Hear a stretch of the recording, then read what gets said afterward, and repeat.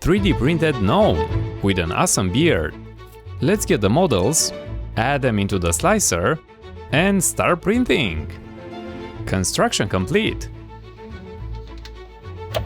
Now let's print the beard.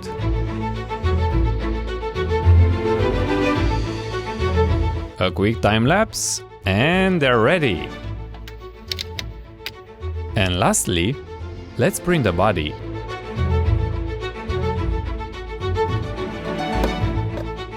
Let's remove the supports using a sharp thing, and please be very careful.